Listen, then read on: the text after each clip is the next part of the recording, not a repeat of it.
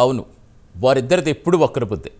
దీంతో సమాజాన్ని అటు నుంచి ఇటు తిప్పగల సమర్థులయ్యారు. అందుకే వారు ఏం చేసినా మనం వారికి జేజేలు పలుకుతాం. యుద్ధంలో ఎలాగైనా గెలవాలనే తపన, గెలుపుకై పడే ఆరాటం అంతా ఇంతా కాదు.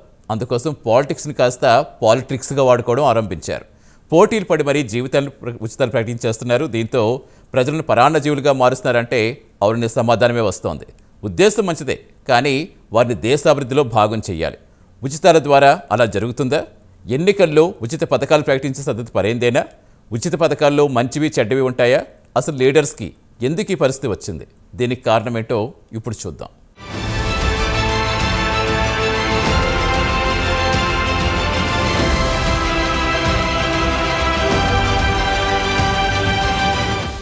ఒకప్పుడు అభివృద్ధిలో పోటీ పడిన పార్టీలు ఇప్పుడు ఎన్నికల్లో ఉచిత పథకాలు ప్రకటించేందుకు పోటీ పడుతున్నాయి.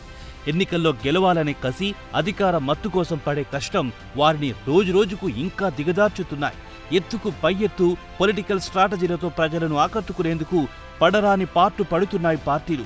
మేము గెలిస్తే అదిస్తాం ఇదిస్తామంటూ వారిని ప్రలోభపెట్టి ఒక మత్తులో దించుతున్నాయి. ఈ క్రమంలోనే ఫ్రీ స్కీమ్ల పేరుతో జనాలకు ఎరవేస్తున్నాయి పార్టీలు. అయితే ఇది సరైన పద్ధతి కాదనే విమర్శలు వెల్లువెత్తుతున్నాయి. ఈ నేపథ్యంలో ఉచిత హామీలు ప్రజలకు లాభసాటిగా కనిపించినా దీని ప్రభావం సమాజంపై దుష్పరిణామాలను మిగుల్చుతోందని సుప్రీంకోర్టు ఆందోళన వ్యక్తం చేసింది.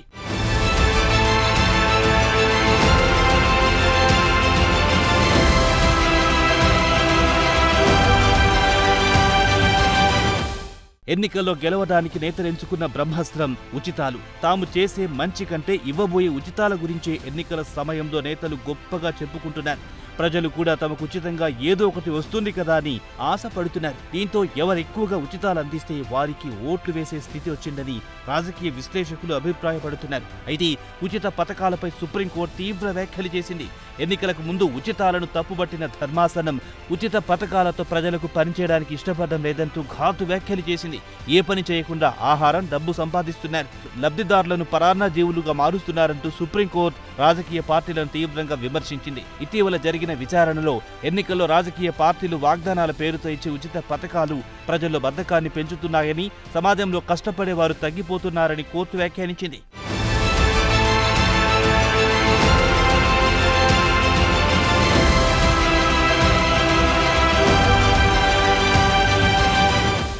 ప్రభుత్వాలిచ్చే ఉచితాల వల్ల పనిచేయాల్సిన యువత కూడా కష్టపడడం లేదని ధర్మాసనం ఆగ్రహం వ్యక్తం చేసింది. వారు సులభమైన మార్గాలను ఆశ్రయిస్తున్నారని కోర్టు అభిప్రాయపడింది. ఆదాయ వనరులు లేకపోతే మాత్రమే ప్రభుత్వం సహాయం అవసరమని, కానీ అర్హత ఉన్నవారు కూడా ఉచిత పథకాలను ఆశ్రయించడం సమాజానికి మంచిది కాదని పేర్కొంది. ప్రజలు స్వశక్తితో ఎదగాల్సిన అవసరం ఉందని, లేదంటే సమాజంలో ఉత్పాదక శక్తి తగ్గిపోతుందని వార్నింగ్ ఇచ్చింది. నిరాశ్రయులైన వారిని ప్రధాన స్రవంతిలో సమాజంలో చేర్చాలని, దేశ అభివృద్ధికి దోహదపడడానికి అనుమతించాలని కూడా ధర్మాసనం అభిప్రాయపడింది.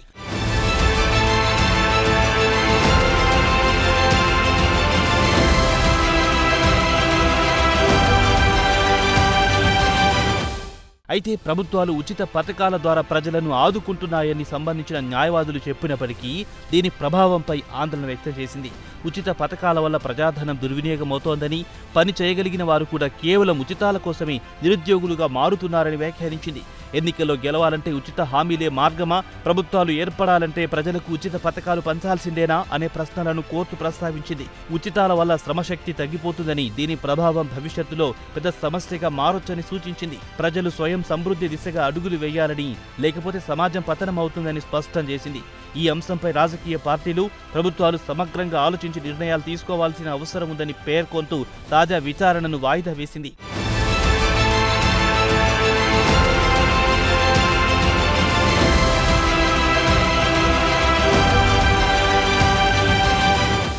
ప్రస్తుతం పలు రాజకీయ పార్టీలు అందిస్తున్న ఉచిత పథకాలపై దేశవ్యాప్తంగా జోరుగా చర్చ సాగుతోంది. కేవలం తమ రాజకీయ లబ్ధి కోసం నాయకులు ప్రజలను బద్ధకస్తులుగా చేస్తున్నారని నెటిజన్లు మండిపడుతున్నారు.